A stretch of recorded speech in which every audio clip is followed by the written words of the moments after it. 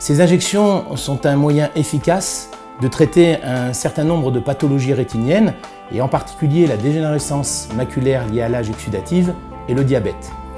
Le nombre croissant de patients à prendre en charge, 120 000 en 2008 et en 2018 plus d'1 million de patients à prendre en charge, impose et exige de la part des soignants une réorganisation.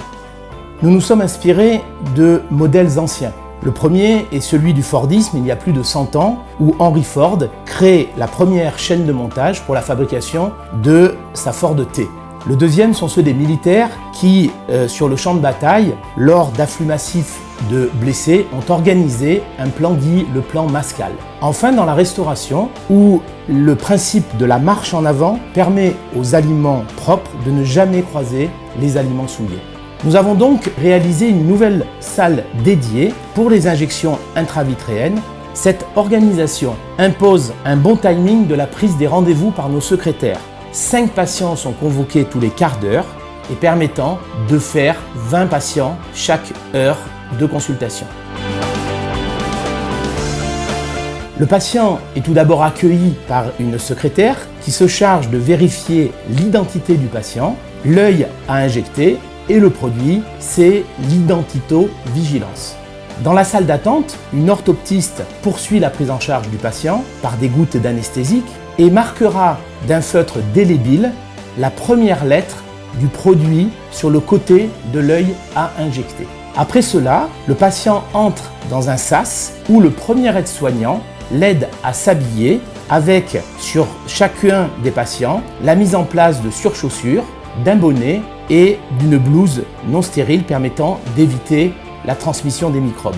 Après une deuxième anesthésie locale, le début de l'asepsie débute avec un badigeon à la bétadine dès la salle d'attente. Ce même aide-soignant va amener à l'intérieur du bloc opératoire le patient où se situe un deuxième aide-soignant qui le prendra en charge pour l'amener sur le brancard d'injection. Une infirmière pendant ce temps, va préparer le champ stérile, également va revérifier sur une troisième liste séparée le nom du patient, le produit et l'œil à injecter, avec à nouveau une deuxième désinfection à la bétadine. Pendant ce temps, le chirurgien prépare sa seringue du produit à injecter, le champ stérile est posé sur l'œil du patient, puis l'injection est réalisée. Enfin, le deuxième aide-soignant, une fois que l'injection est terminée, va prendre en charge le patient pour le ramener dans un deuxième sas de sortie où le patient sera déshabillé avec une deuxième porte de sortie afin de ne pas croiser la porte d'entrée.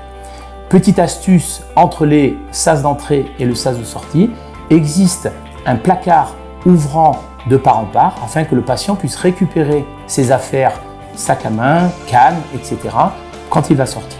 Enfin, l'aide-soignant raccompagne jusqu'à la sortie dans la salle d'attente le patient où son accompagnant vient le chercher et le patient peut partir.